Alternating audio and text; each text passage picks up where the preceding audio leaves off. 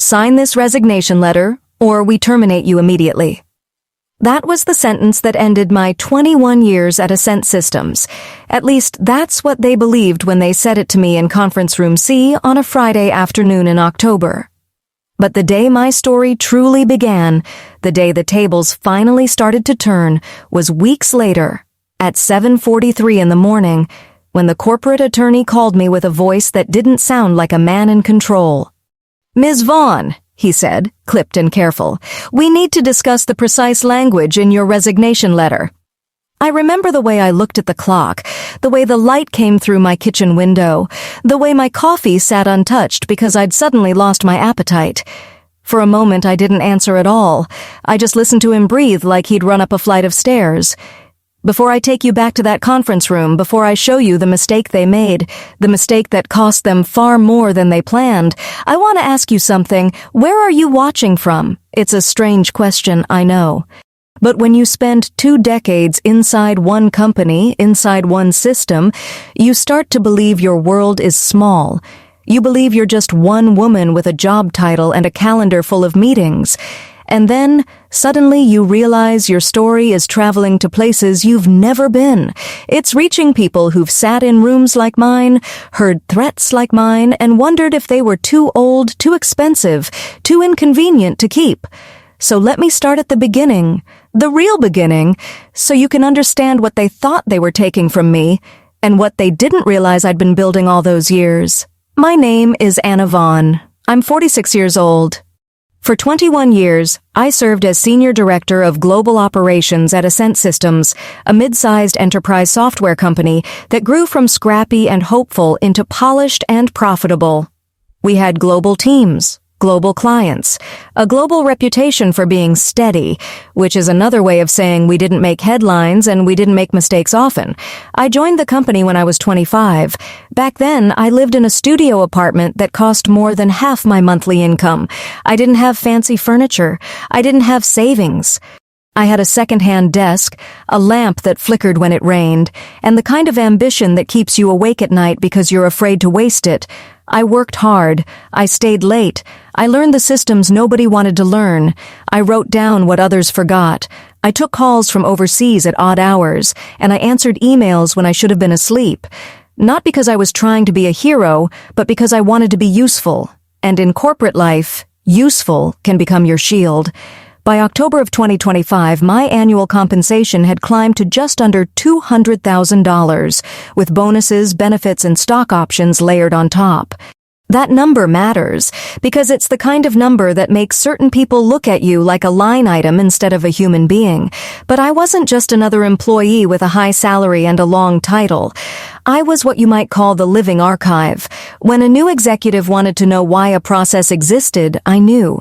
When a team couldn't find an old agreement, I could tell them which folder it lived in. When someone asked, "Has this ever happened before?" I could answer without guessing. My email archives went back 2 decades. My files were organized. My notes were dated. My memory for how things worked wasn't just personal. It was practical. It kept the company from stepping on the same rakes year after year. For years, that made me indispensable. Until suddenly, I wasn't. The shift didn't happen overnight. It never does.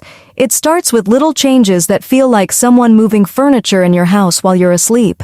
You stop getting invited to certain meetings. People who used to ask your opinions start keeping you in the loop after decisions have already been made. Your responsibilities get quietly handed to someone younger, someone cheaper, someone eager enough to say yes to anything because they haven't yet learned the price of yes. And then, one day, you realize you're being managed out. The first time I truly felt it was when our company was acquired. The official language was upbeat, a strategic partnership, an exciting new chapter, more resources, expanded opportunities.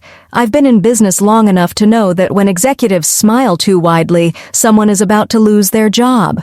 Our new leadership team arrived like a storm front. They were young, confident, and very practiced in the art of sounding reassuring while planning something else entirely.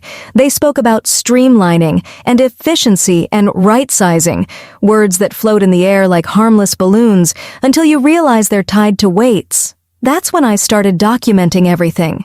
I don't mean casually saving an email here and there. I mean everything. Every meeting invite, every agenda, every shift in reporting structure, every comment that felt a little too sharp, a little too pointed. I kept copies in more than one place. I saved records the way my father taught me to. My dad worked construction for 32 years, a foreman, a proud man with rough hands and a quiet rage for injustice. He fought for workers' rights in the way working men often do, not with speeches but with insistence, with paper trails, with the stubborn belief that nobody in an expensive suit should be allowed to bully you just because they have a title and you don't. Know your rights, he used to tell me, and when you don't know them, find someone who does. By the time that October Friday arrived, I already knew what was coming. Still, when Cameron, our new CEO, and 3 other executives sat across from me in conference room C, arranged like a panel of judges with matching pens and matching expressions of false sympathy, my heart didn't race the way it did when I was younger. It was something else. It was a cold clarity. Cameron gestured toward the chair in front of them, positioned carefully across the long table, as if distance itself was part of the strategy. Anna, he said with a rehearsed warmth, we need to discuss your future with Ascent Systems.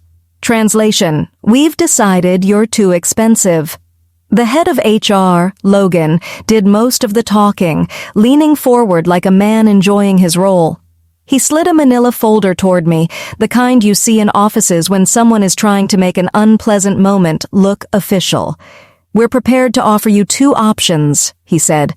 Option 1, resign voluntarily, take a small severance, and accept a neutral reference. A clean break, they called it. Option 2, they terminate me as part of restructuring and I receive nothing. No severance, no payout, no dignity. And of course, the suggestion, never spoken outright, but hanging in the room like smoke, that my file would reflect whatever story they wanted future employers to hear. It was a threat. A clumsy one. But it was a threat. I didn't argue, I didn't plead, I didn't cry. I waited, because my lawyer, Elizabeth Hartman, had coached me for this exact moment. Let them talk. Let them overplay their hand. Observe everything. Stay calm. Cameron checked his smartwatch like he had dinner plans and my career was an inconvenience on his schedule.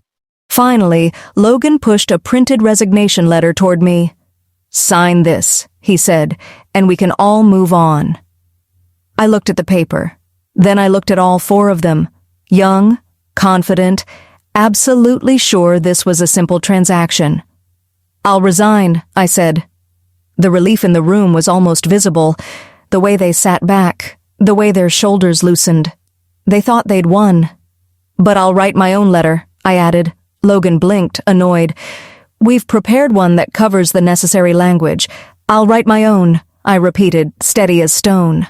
For a moment I thought he might push harder, but he couldn't force me to sign their letter without making the coercion obvious. And coercion is a word that makes lawyers nervous. Fine, he snapped. We need it by the end of the day. By 5, I said, standing. You'll have it within the hour. I left that room with my hands steady and my stomach tight. Not from fear, but from the knowledge that the next 60 minutes mattered more than my last 21 years.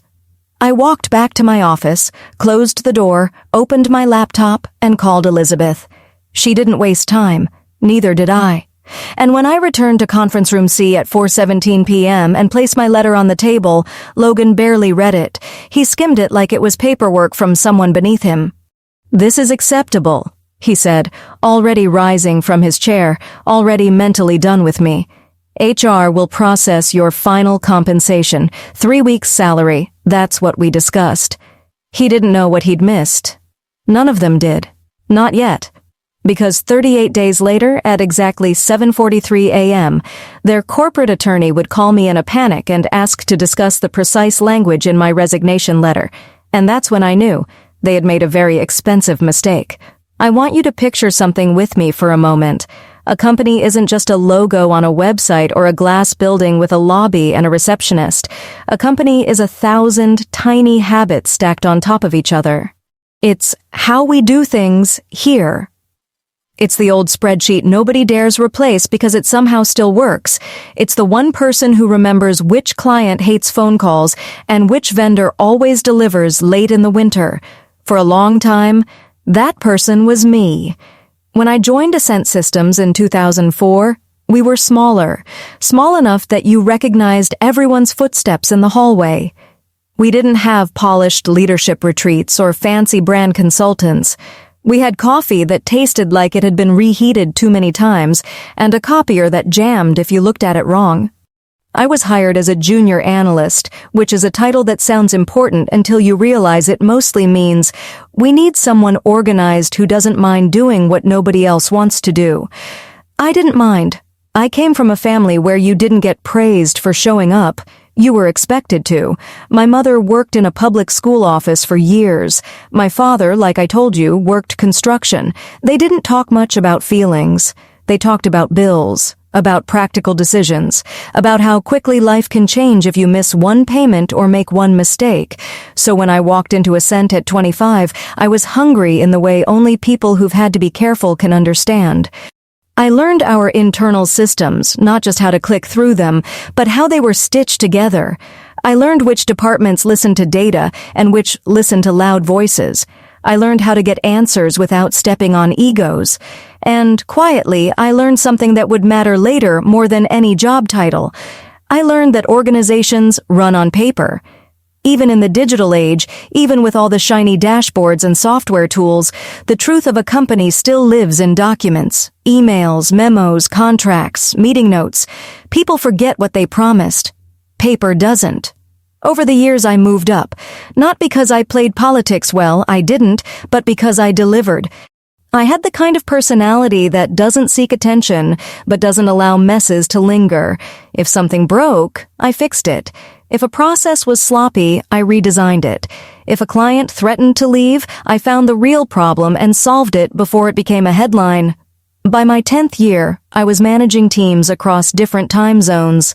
By my 15th year, my calendar was filled with meetings about supply chains, enterprise deployments, global support escalations.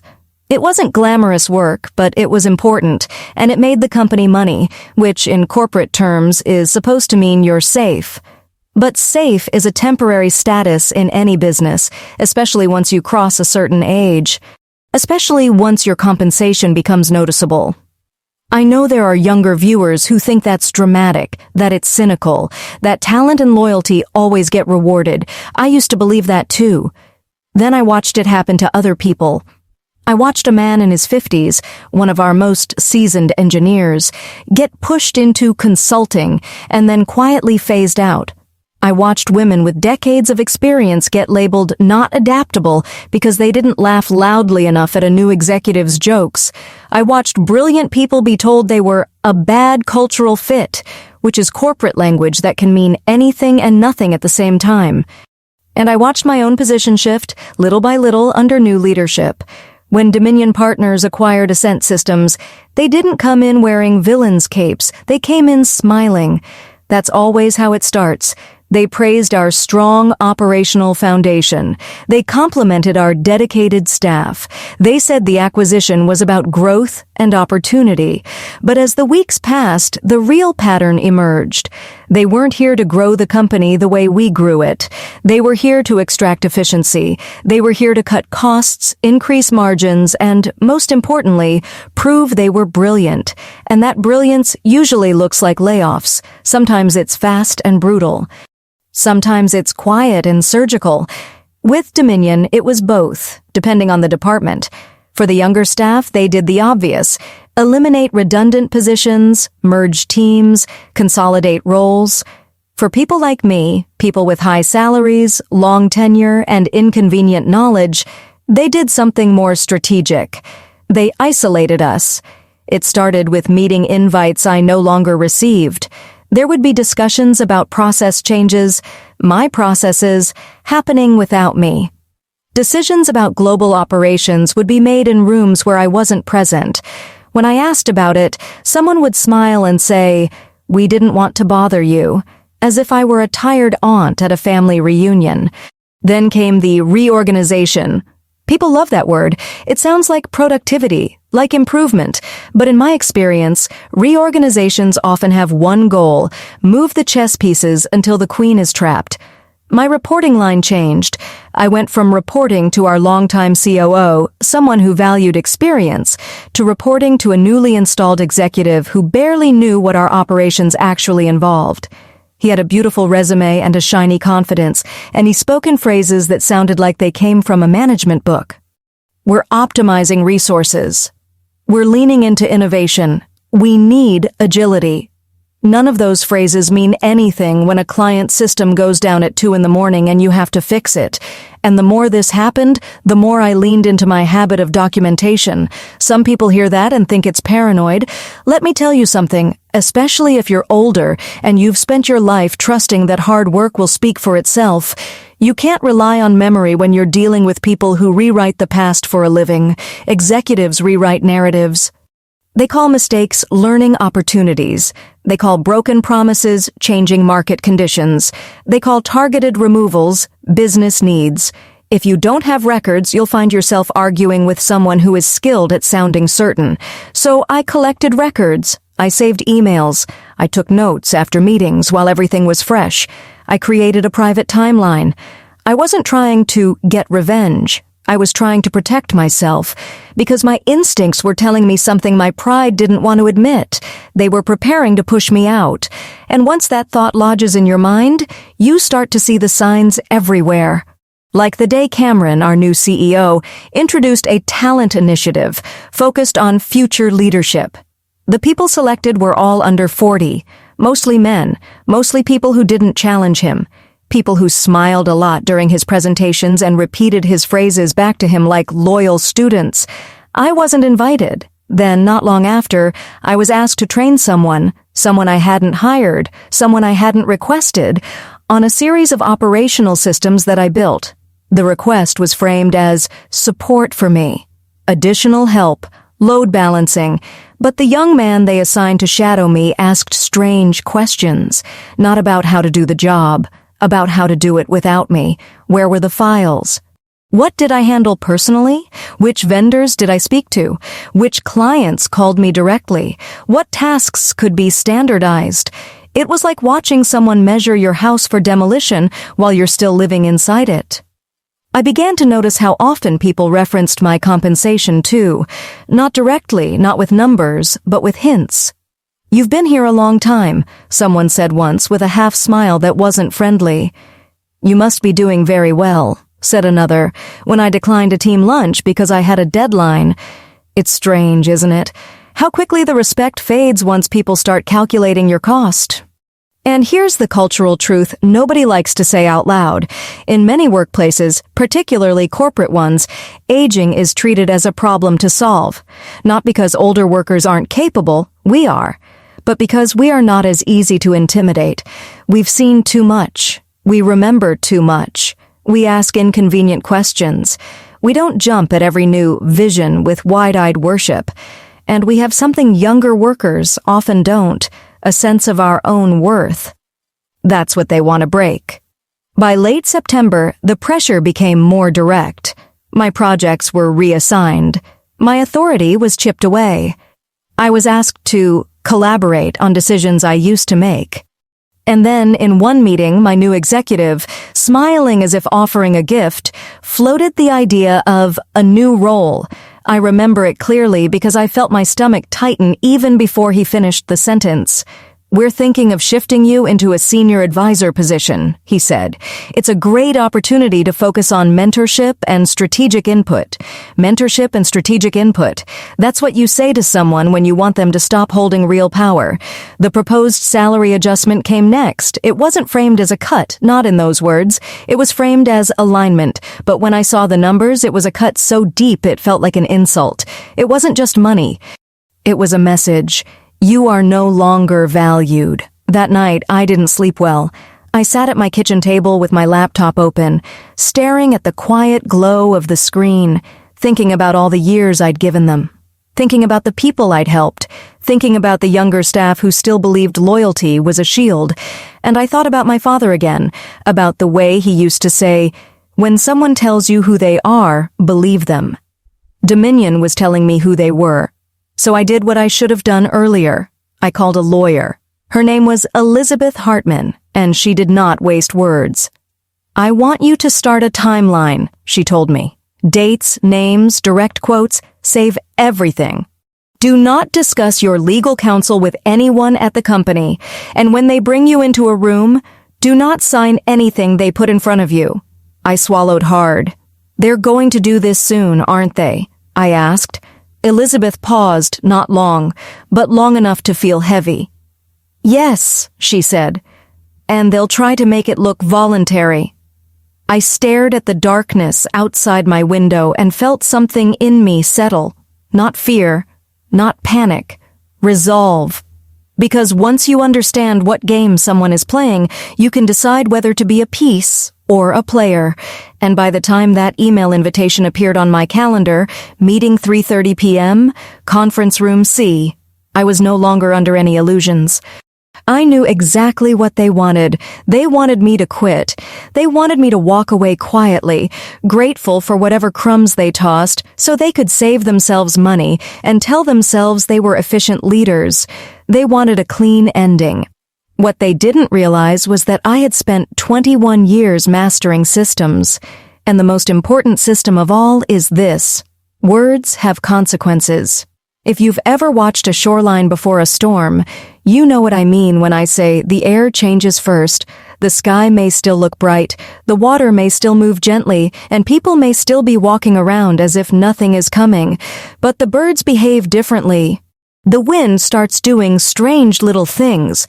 Your skin knows before your eyes do.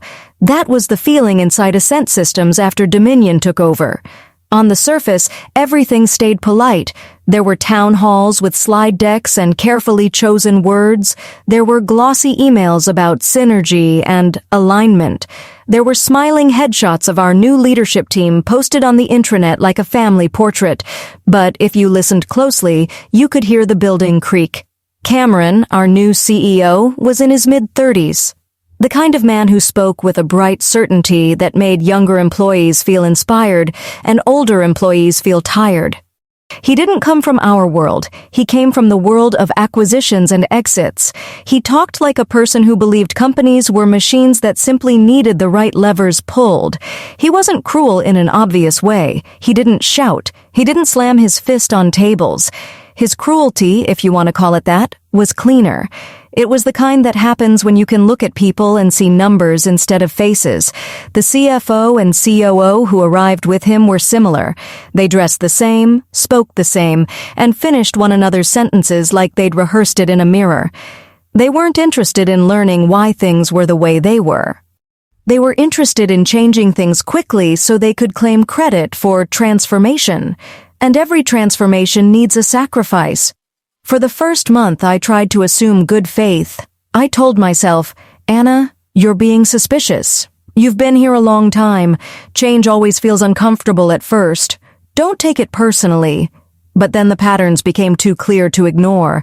At my level, meetings are where you see the truth. Not because you hear it announced, but because you can see where decisions are forming. You notice who is suddenly included, who is quietly left out, and who is being positioned as the future. I started losing meetings, not the obvious ones, not at first. It began with strategy sessions, vague calendar invites with titles like Ops Alignment and Global Efficiency Planning, meetings about global operations, my area, scheduled at times I could attend, attended by people who did not have my experience. When I asked my direct leader why I wasn't included, he smiled like a man explaining something to a child. "We're just keeping the group lean," he said. "Don't worry, we'll loop you in." Loop you in. That phrase should come with a warning label. Loop you in often means, we will tell you what's happening after it's too late to influence it. Then, in an all-hands meeting, Cameron announced a new initiative. He stood in front of a screen that displayed big, bold words, Next-Gen Leadership Pipeline. The room clapped at the right moments. Younger employees leaned forward. People like me watched quietly, because we've seen enough initiatives to know that the name is never the point. The point is, who benefits? When the list of high potential leaders came out, it was exactly what you'd expect. Under 40. Mostly men. Mostly people who had arrived after the acquisition or who had quickly learned how to mirror the new leadership's language. Nobody called it ageism. Nobody would ever call it that. They would call it fresh perspective. But fresh perspective can be another way of saying, we don't want anyone who remembers how we used to do things. Because memory is accountability, and accountability makes certain leaders nervous. Around that time, I started hearing a new kind of joke in the hallways, soft, casual little remarks that were meant to sound harmless. "Anna's seen it all," someone would say, laughing. Or, "Careful, she probably has a spreadsheet for that."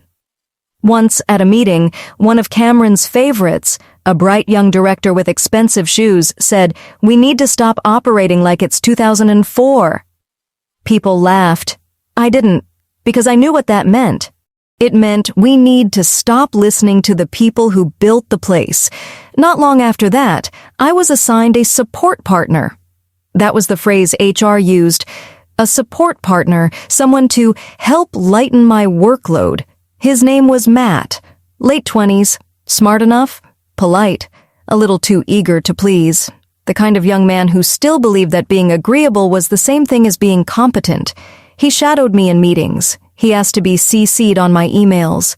He requested access to the operational dashboards I managed. At first, I tried to be generous. I remember being young. I remember wanting to prove myself. I told myself he deserved guidance, not suspicion. But the questions he asked weren't the questions of someone learning to help. They were the questions of someone learning to replace. "Which client escalations do you handle personally?" he asked one day, notebook open. "Who do you call when the European team can't resolve an issue?" he asked another. "What processes do you think could be automated?" he asked, eyes bright, as if automated was always a good word.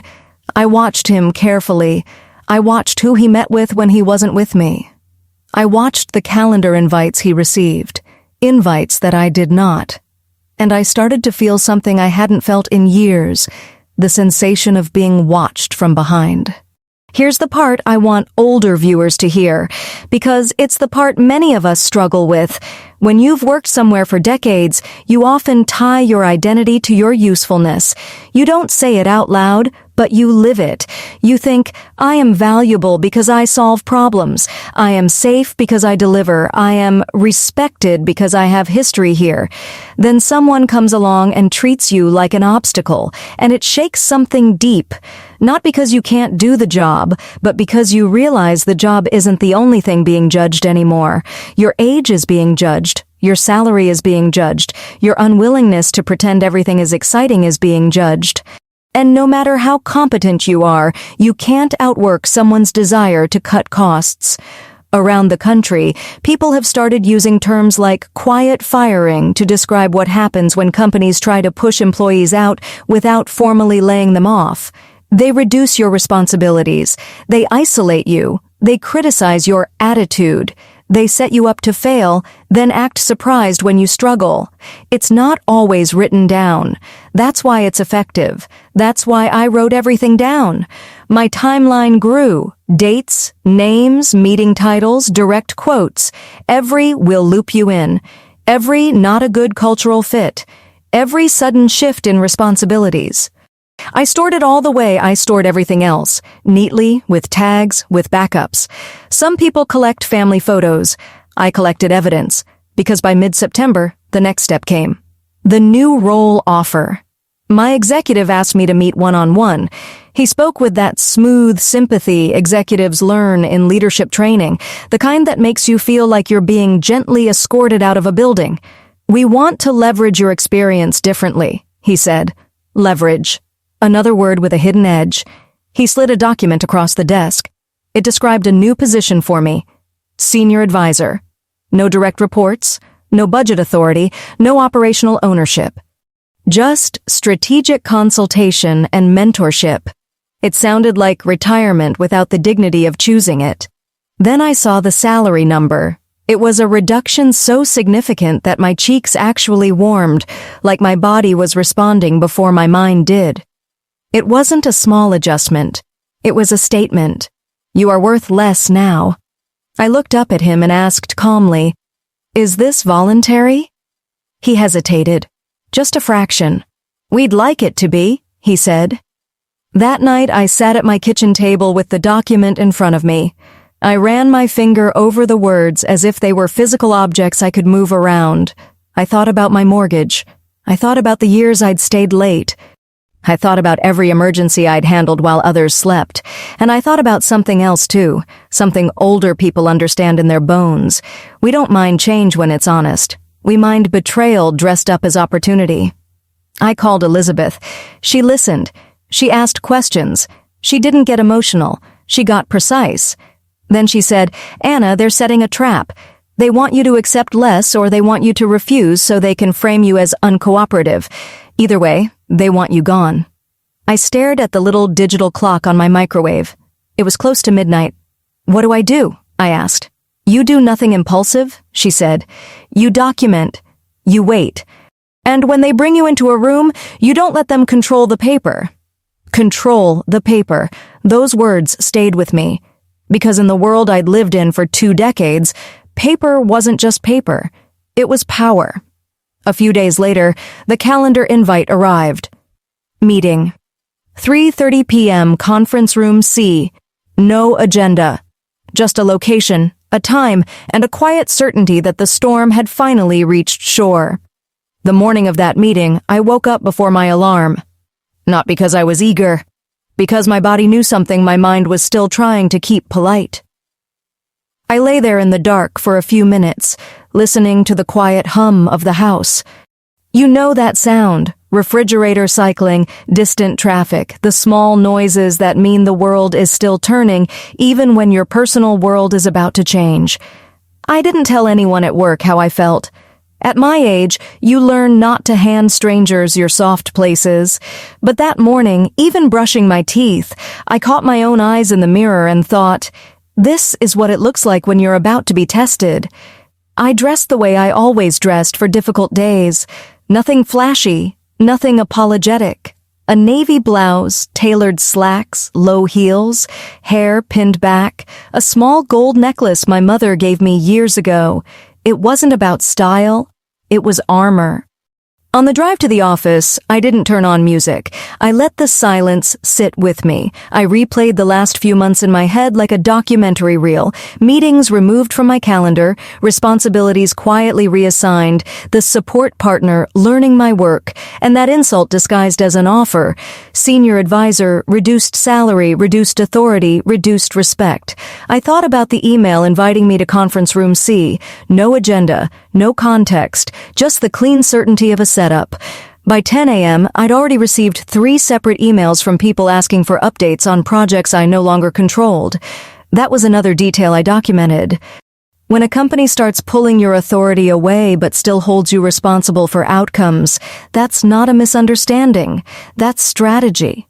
At lunch, I didn't eat with the team. I ate alone at my desk, a small salad I couldn't taste, while I opened the file Elizabeth had helped me build.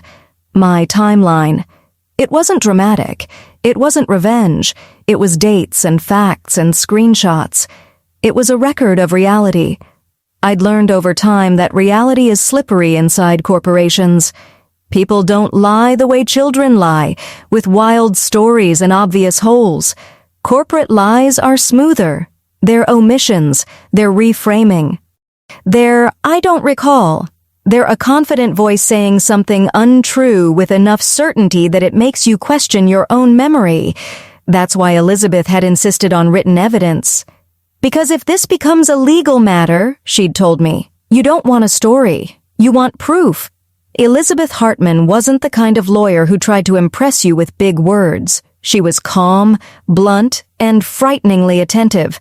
I'd met her through a friend who'd gone through a messy termination years earlier. When I first called her, she asked one question that stuck with me. Are they trying to remove you, or are they trying to make you remove yourself? That difference matters. If they terminate you, there are obligations, severance policies, unemployment considerations, legal risks, internal approvals. If you resign, they wash their hands and call it your choice. So companies like Dominion often prefer resignation. It's cheaper, cleaner, and if you're older, if you're tired, if you're proud, they assume you'll do it. Elizabeth told me something else that felt almost too simple to be true. Paper is where these people get sloppy. Their confidence makes them careless. She was right. I'd seen it over and over. In operations, I watched executives sign off on deadlines they didn't understand and budgets they hadn't reviewed. They trusted their teams to fill in details later. They believed their authority protected them from consequences. In my case, their authority made them bold. At 2:52 p.m., I received another calendar notification. 15-minute reminder, Conference Room C. My hands were steady, but my chest felt tight as I saved one last email to my personal archive. Then I walked to the restroom and looked at myself again, not because I needed reassurance, but because I wanted to remember who I was before I went in. I wasn't a frightened woman being called to the principal's office. I was a professional who had delivered results for 2 decades, and I was about to be treated like a problem.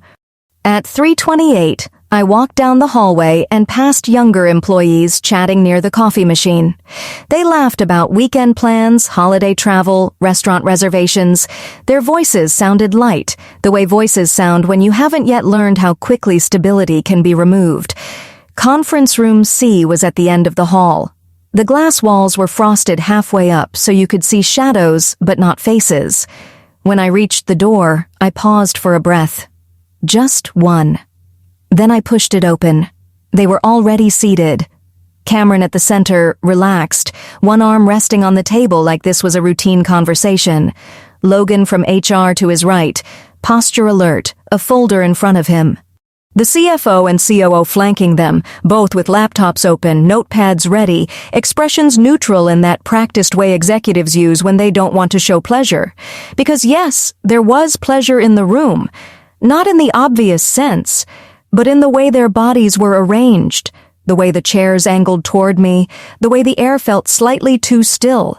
They expected compliance, and compliance always makes people feel powerful. "Anna," Cameron said, smiling as if welcoming me to a birthday party. "Thanks for joining." I sat down without speaking. I placed my notebook on the table, closed. I wanted them to notice it. Logan began. He spoke slowly, carefully, like a man reading a script he didn't write, but was proud to perform. He explained the restructuring, the new direction, the need for leaner operations. He used the word transition several times, as if the word itself could soften what was happening. Then he leaned forward and said it plainly. "We need you to resign today." There it was, the real sentence, not restructuring, not transition, resign. He slid the resignation letter toward me. It was already printed, already formatted, already waiting like a trap laid hours earlier. "You have 2 options," he said. "If you resign, you'll receive 3 weeks' pay and a neutral reference. If you don't, we terminate you immediately." He didn't say with cause because he couldn't. There was no cause. My performance reviews were strong. My results were measurable. My record was clean. This wasn't about performance. It was about cost. Cameron checked his smartwatch again. A small gesture, but it told me everything. They wanted me rushed. They wanted me nervous. They wanted me to believe time was against me. I let the silence stretch. Then I said calmly, "You're asking me to resign under threat of termination." Logan's smile tightened. "We're offering you a choice." "A choice with a gun on the table is not a choice," I said, and I watched Cameron's eyebrows lift slightly, as if he wasn't used to hearing plain language. Logan tried to move past it. "We need your decision in the next 30 minutes. I felt my pulse in my throat, not from fear, but from the pressure of the moment. 30 minutes is a small window when you're trying to keep your dignity and your future intact. Elizabeth's voice echoed in my mind. "Don't let them control the paper." I picked up their resignation letter, glanced at it once, and set it back down. "I will resign," I said. The relief in the room was immediate. It's almost comical how quickly power shifts when someone thinks they've won. Shoulders loosened. Cameron leaned back. The CFO's fingers stopped tapping. Then I added, "But I will write my own letter." Logan's jaw tightened. "We've prepared the proper language." "I'll write my own," I repeated. Cameron's smile faltered for a moment, then returned, thinner. "Anna, we're trying to keep this simple." "It will be simple," I said. "You'll have my letter today." Logan looked like he wanted to argue, but he couldn't force me to sign their document without creating risk. Risk is what lawyers fear. Risk is what keeps executives awake at night. So he pushed the folder back toward himself with a sharp motion and said, "Fine, we need it by end of day." I stood up slowly. I gathered my notebook. I looked at each of them, one by one, not with anger but with a kind of quiet recognition. This was who they were. And then I walked out. Back in my office, I closed the door and sat down. My hands finally trembled a little, the way they do after adrenaline has nowhere to go. I took one deep breath, then reached for my phone. I didn't call a friend. I didn't call a coworker. I called Elizabeth. "I'm out," I said. "Good," she replied. "Now we write." Elizabeth didn't tell me to be brave. She didn't tell me to stay positive. She didn't tell me everything would work out. She told me what to do, and at that moment, that was exactly what I needed. "Open a blank document," she said. "Do not use their template. Do not copy their language. You write your own resignation letter, and you write it with intention." I sat at my desk with my office door closed, the sounds of the workplace muffled behind glass. My computer screen glowed in the dimness of late afternoon, and for a second I had the odd thought that my entire career, 2 decades of meetings, projects, crises, and late nights, had been reduced to a white page waiting for words. Words. That's what it was coming down to. Outside my office, people kept moving. Phones rang, email notifications chimed, somewhere, someone laughed. The world didn't stop because I was being pushed out. But inside that quiet room, time slowed. I could feel my heartbeat in my fingertips as I placed them on the keyboard. The air felt too warm. My throat felt dry. I took a sip of water and looked at the clock on my screen. 3:51 p.m. Logan had said I had until the end of the day, but the truth was, I had much less than that. They were expecting compliance quickly. The faster I handed them a letter, the faster they could lock down accounts, cut off access, and control the narrative. Elizabeth's voice stayed calm. "You're going to write something that protects you, that's all." "How?" I asked quietly.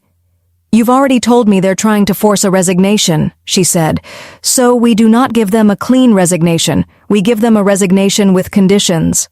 I swallowed. "Conditions?" "Yes," she said, and I could almost hear her tapping a pen against her desk. "Because in the eyes of the law and in the eyes of your company's obligations, a resignation is not always just a resignation. Language matters. Timing matters. Acceptance matters." I looked down at the resignation letter Logan had slid toward me earlier, still on my desk like a dead thing. Their version was simple. A neat paragraph, a polite line about personal reasons, a date, a signature. It was designed to end the story. Elizabeth wanted me to start a new one. She guided me carefully, like a surgeon, not telling me exactly what to write word for word. She was too smart for that, but shaping the structure. "It needs to be clear that you're resigning," she said, "but it also needs to be clear when that resignation becomes effective." My palms were damp. "And that makes a difference?" "It makes all the difference," she replied. I stared at the blank page. The cursor blinked like a heartbeat. I typed, "To whom it may concern." Then I paused. It felt strange, writing "to whom it may concern" to people I'd known for years, people I'd worked beside, people who'd smiled at holiday parties and shaken my hand after successful launches. But that's the thing about corporate life. You can know someone for a decade and still not know who they are when they decide you're in the way.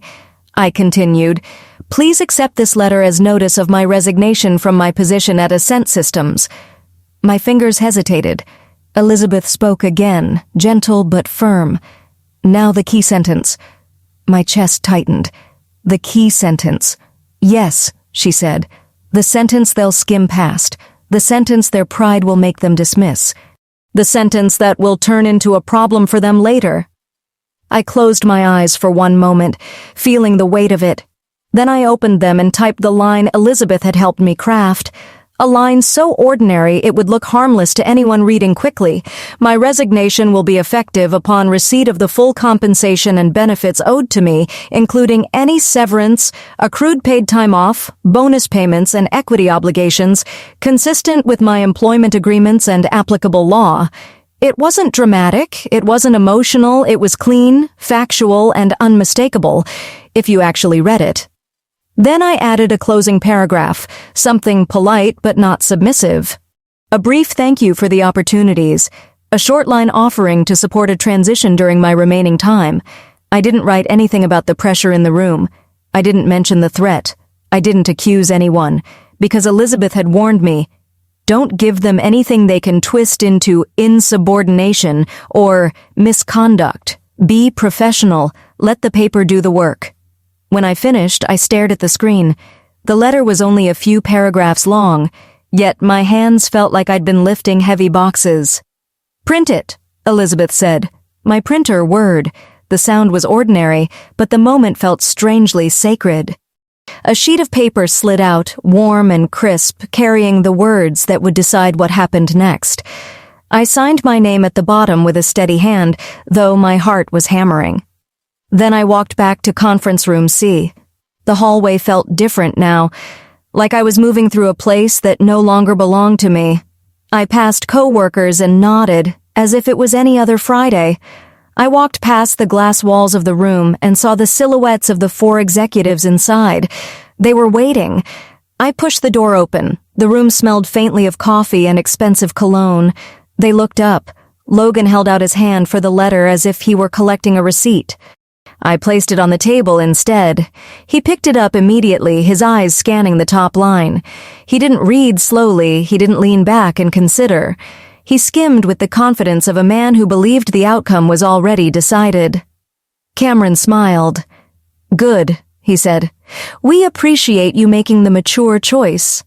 Mature. The word landed strangely. It was meant as a compliment, but it carried that subtle edge, like I was being praised for knowing my place. Logan looked at the signature, then nodded. We'll process this, he said, already shifting his chair back. You'll receive 3 weeks' salary as discussed.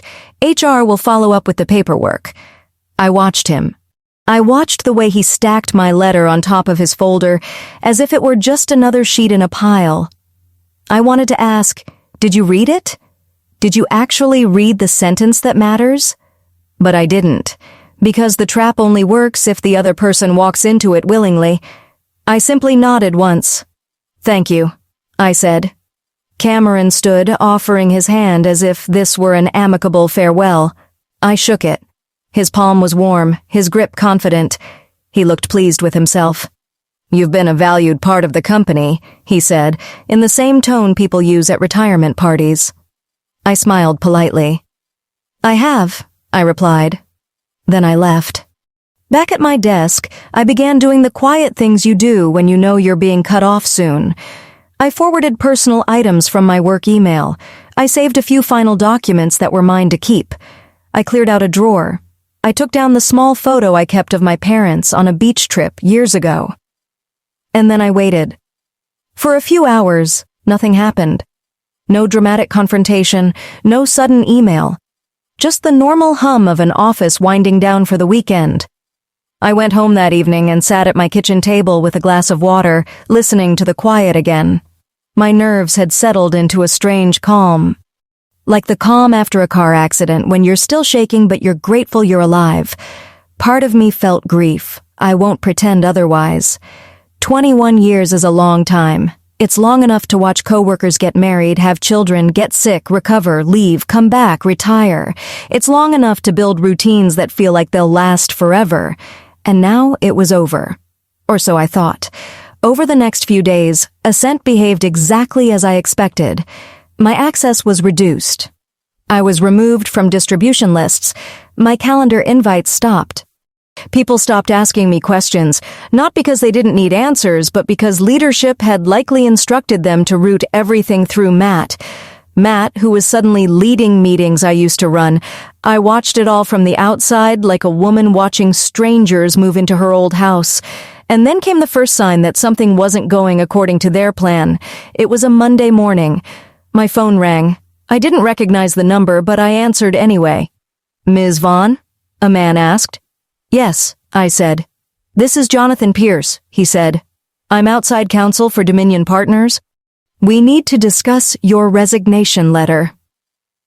His voice was controlled, but there was tension underneath it, like he was choosing each word very carefully. I sat up straighter. "All right," I said. There was a short pause. Then he said the sentence I would remember for the rest of my life. "We have concerns about the effective date, given the language you included." I looked at my coffee cup. I looked at the sunlight on the counter. I felt the corners of my mouth lift, not into a smile exactly, but into something close. Because in that moment I knew Logan hadn't read it. I knew Cameron hadn't read it. I knew they had done what arrogant people always do. They assumed the paper served them. And now the paper was about to serve me. When Jonathan Pierce said, "We have concerns about the effective date," I didn't answer right away. Not because I was confused, because I was letting the moment settle. There's a particular kind of silence you learn after 40. It's not awkward. It's not unsure. It's deliberate. It gives the other person room to hear their own words and realize what they've just admitted. "Concerns," I repeated softly, as if tasting the word. "Yes," he said. "The language in your resignation letter appears to condition your resignation on receipt of certain payments." "It does," I said. Another pause. I could hear the faint hum of an office in the background on his end, the kind of open-plan noise that tells you people are nearby, listening, waiting to see how this goes. "Ms. Vaughn," Jonathan said, "I want to be clear. Dominion's position is that you resigned effective immediately upon submission." I leaned back in my chair at my kitchen table and looked out the window at the early light. A bird hopped along the edge of my patio. The world was calm. The world didn't care about Dominion's position. "My letter states otherwise," I said. He exhaled, controlled, but tighter than before. "We may need to resolve this promptly." I almost laughed. Not because it was funny, but because it was predictable. They hadn't been in a hurry when they cornered me in conference room C. They hadn't been in a hurry when they gave me 30 minutes to decide the future of my livelihood. Now suddenly, they needed to resolve something promptly. Because now it was their problem. I kept my voice even. "Jonathan, I'm happy to discuss anything you'd like. My attorney will be included." There was the faintest hesitation. "You have counsel?" "Yes," I said. "Elizabeth Hartman." That name did something. You could hear it. Lawyers know other lawyers. Or at least they know reputations. "All right," he said. "We can schedule a call." "We can," I agreed. "But first I'd like to understand what payments you believe are owed." He didn't answer immediately. That's how I knew this wasn't a misunderstanding. It was a scramble. "HR is preparing your final package," he said carefully. "As discussed, 3 weeks' salary." I set my coffee down slowly. "That's not final, Jonathan. That's what they offered me under threat. My compensation and benefits are governed by my employment agreements, the company's severance policy, and the obligations triggered by a change in control." Silence again. Then he said, "You're referring to a change of control provision?" "I'm referring to all provisions that apply," I said, "and since Dominion acquired Ascent, those provisions apply. There are moments in life when you realize the other side has underestimated you so thoroughly that they didn't even prepare for you to speak in full sentences." Jonathan cleared his throat. "We can review the documents." "We already have," I said.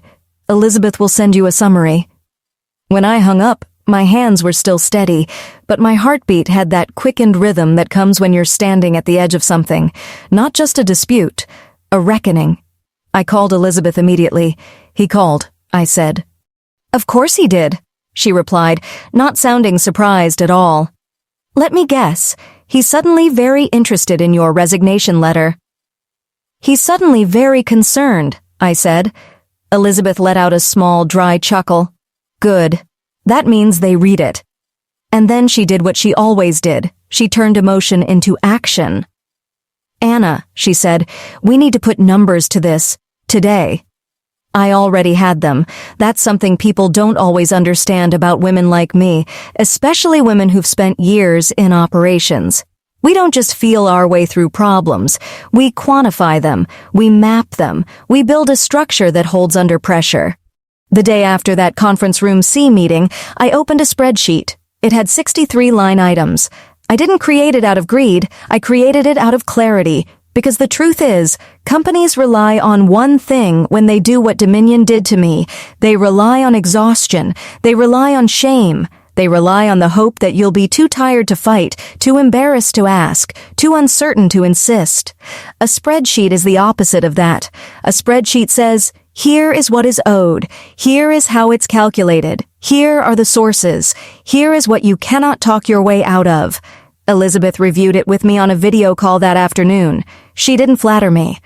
She didn't say, you're amazing. She looked at the numbers and said, good. Now we make it undeniable. We went through each category one by one. My base salary through the effective date, which per my letter wasn't immediate. Accrued paid time off, calculated down to the hour. Reimbursement for travel expenses that had been submitted but not yet paid. Performance bonus provisions, based on metrics already achieved, not promises. Equity obligations, the stock options and grants that were tied to tenure and triggered by acquisition clauses. The kind of clauses executives often forget about until they become expensive. And then the big one, severance. Ascent had a severance policy. Dominion had policies, and my employment agreements, updated over the years as I rose, contained terms that protected me in specific scenarios. Not because I'd been paranoid, but because at higher levels, these terms become standard. They're part of what companies offer to retain leaders. The irony is that the people trying to push you out often don't bother to read the agreements their predecessors signed. Elizabeth gathered the relevant documents, offer letters, compensation statements, policy documents, acquisition memos. She organized them into a clean packet. She drafted a formal notice to Dominion's counsel. When the call with Jonathan and Dominion's legal team finally happened, I sat at my dining room table with my laptop open, my notes arranged neatly, and my hands wrapped around a mug that had gone cold. Jonathan's voice was measured, but the warmth was gone. This wasn't a casual cleanup anymore. This was a situation. Ms. Vaughn, he began, your letter has created ambiguity. It has created clarity, Elizabeth corrected, calm as a judge. Anna's resignation is effective upon receipt of amounts owed. Until then, she remains employed. Jonathan tried to frame it as an unusual approach. Elizabeth didn't take the bait. Unusual isn't illegal, she said. And if Dominion believes coercion is irrelevant here, we can discuss that next. That word, coercion, hung in the air like a new smell. You could almost feel the room on their side shift, because coercion is the kind of word that doesn't stay contained. It spreads. Jonathan pivoted quickly. We'd like to resolve this without escalation. Translation. We'd like you to accept less and go away quietly. Elizabeth didn't raise her voice. She never did. She simply said, then pay what's owed. He asked for our calculations. Elizabeth sent the spreadsheet and the supporting documents. 63 line items, dates, references, policies, contracts, everything. And that's when the calls started coming faster. Not to me directly at first, to Elizabeth. She would message me after each conversation with a short summary that made my stomach tighten and my spine straighten. They're disputing the PTO calculation. They're claiming the bonus is discretionary. They're saying equity isn't triggered because your resignation was voluntary. Voluntary. That word again. Like a feather they kept trying to float on top of a pile of bricks. Elizabeth's responses were always the same. Precise, patient, relentless. If it's discretionary, show us the clause. If equity isn't triggered, Explain why the acquisition memo says otherwise. If resignation was voluntary, explain the ultimatum and the 30-minute deadline. Day by day, their arguments weakened. Because here's the thing about facts. They don't get tired. People do. Facts don't. A week into it, Jonathan requested another call. His tone was different. Less confident, more careful. "We're prepared to offer an enhanced separation package," he said. Elizabeth looked at me through the screen as if to ask, "Do you want to hear their first lowball?" I nodded once. "Let them speak." Jonathan offered a number. It was larger than 3 weeks' pay, but it was nowhere near what my agreements and policies indicated. It was essentially an attempt to buy peace at a discount. Elizabeth's voice stayed steady. "No," she said. Jonathan paused. "Excuse me?" "No," Elizabeth repeated. "That does not satisfy the amounts owed." "Ms. Hartman," he said, "your client's position is aggressive." Elizabeth didn't blink. "My client's position is accurate." I sat there quietly, listening, thinking about the people who had sat across from me in conference room C with their smug expressions and their easy confidence. Thinking about Logan skimming my letter like it was a grocery receipt. This wasn't aggression. This was consequence. After the call, my phone buzzed with a message from Elizabeth. "They're rattled. Expect movement." That night, I slept better than I had in weeks. Not because I was sure I'd win, but because for the first time, I wasn't being pushed. I was standing my ground. 2 days later, Jonathan called again. This time, his voice sounded like someone walking carefully on ice. "Ms. Vaughn," he said, "Dominion is willing to revisit the calculations."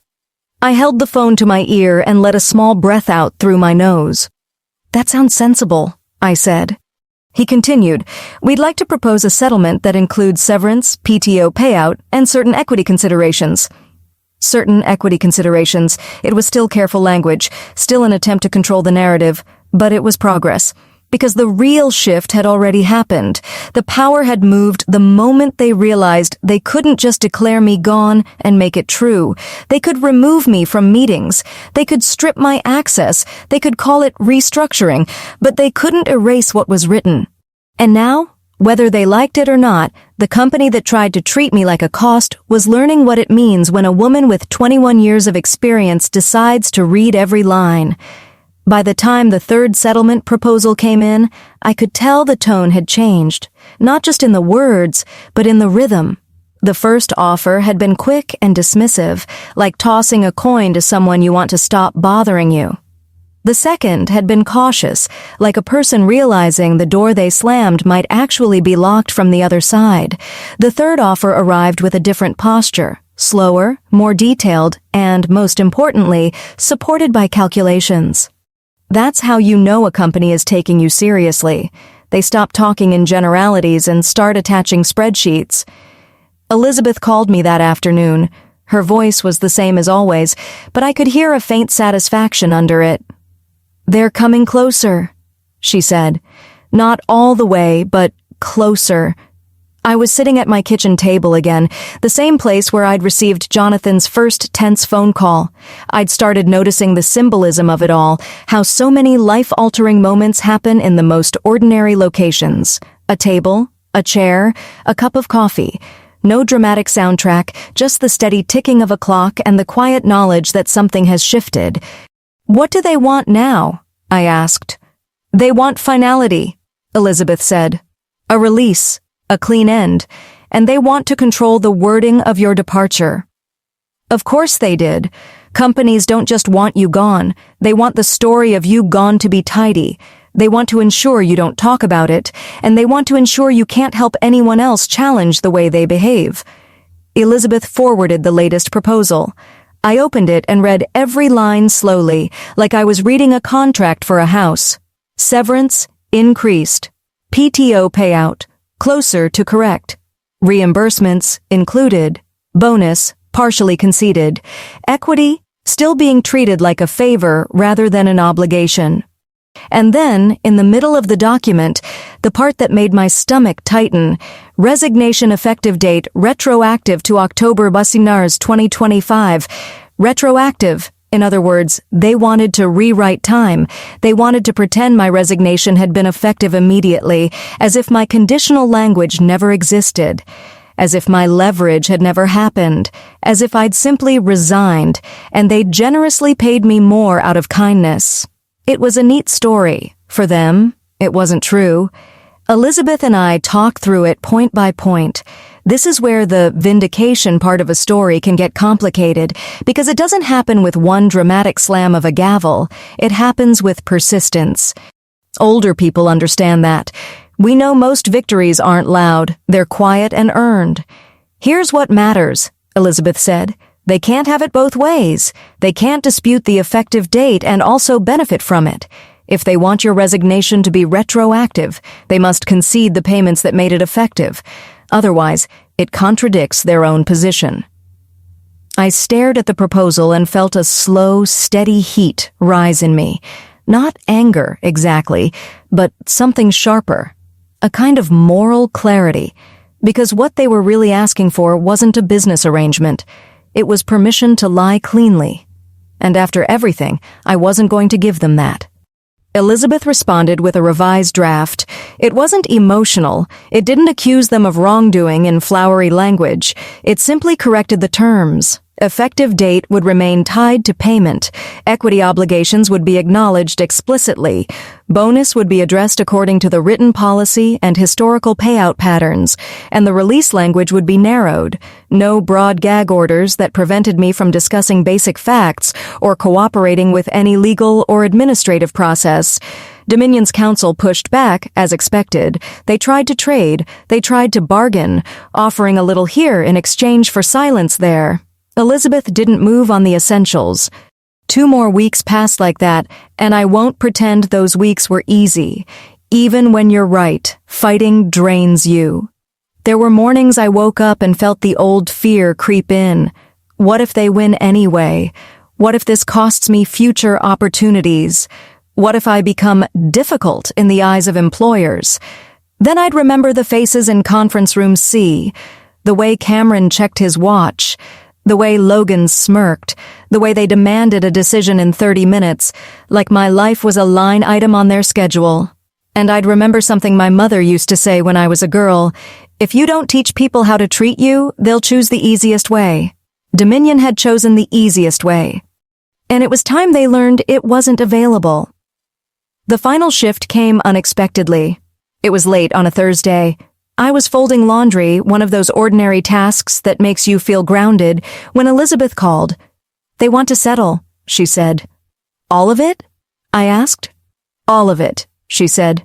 "They're agreeing to the severance calculation we proposed. They're paying the PTO in full. They're covering the reimbursements. They're addressing the bonus according to the metrics. And they're conceding the equity trigger as part of change of control obligations." I sat down on the edge of the couch, still holding a towel. My hands started to shake, not from fear, but from the release of tension I'd been carrying for weeks. "What do they want in return?" I asked, because there is always a in return. "A standard release," Elizabeth said, not as broad as their first version, "and a mutual non-disparagement clause. You don't trash them publicly, they don't trash you." I didn't love the idea of being told to keep quiet, but I understood the practical side. In corporate settlements, non-disparagement is the price of peace. Elizabeth continued, "And they want the effective date defined as the date of payment, with resignation final upon receipt." I closed my eyes for a moment. That was the core of it. That was what my letter had done. It forced them to accept my condition. Pay what you owe, and then you get your clean ending. "Send me the final draft," I said. When it arrived, I read it the way I read everything now. Slowly, carefully, without emotion clouding the details. I checked every number, every clause, every date.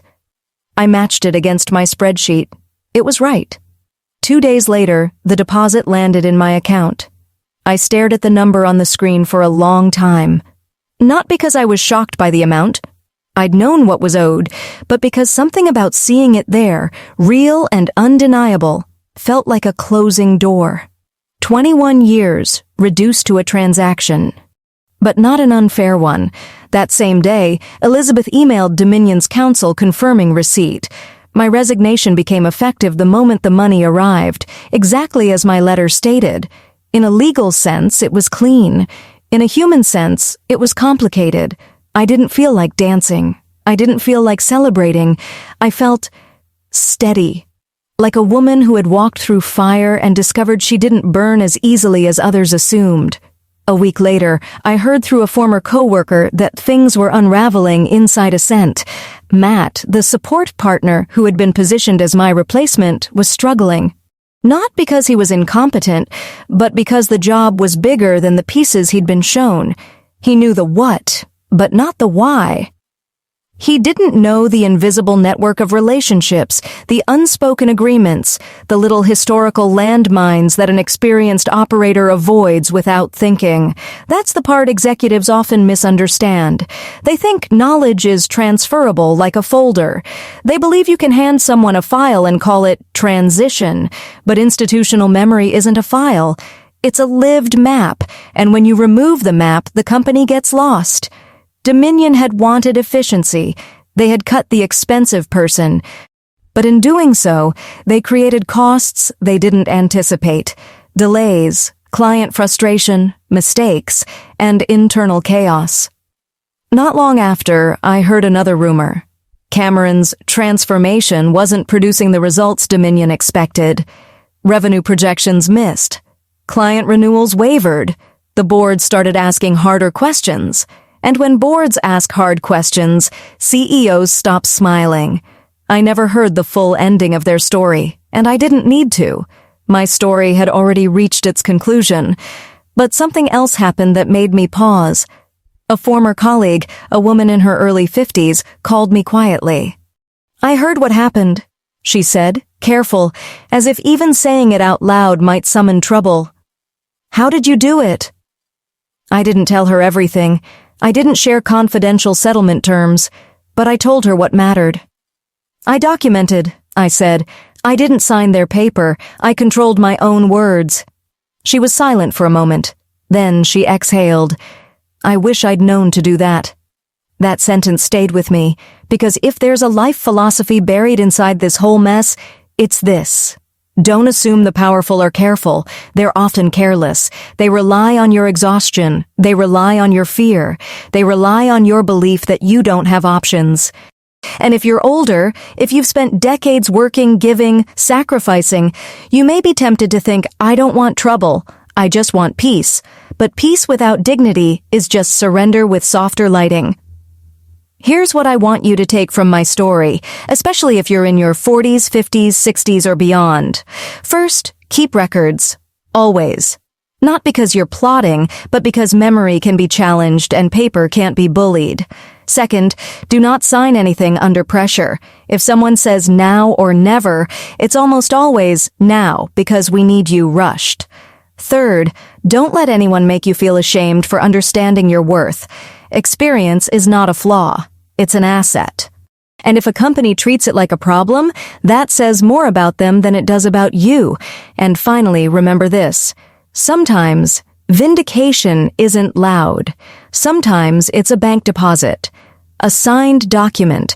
A quiet morning where you sip your coffee and realize the people who tried to break you are now forced to deal with the consequences of their own arrogance. My life didn't end when I left Ascent Systems. In many ways, it began again. I had time. I had breathing room.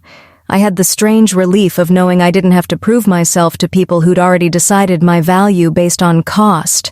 And I had something else too, the knowledge that when the moment came, I didn't fold. I didn't beg. I didn't let them write my ending. I wrote it myself. Thank you for staying with me through this story.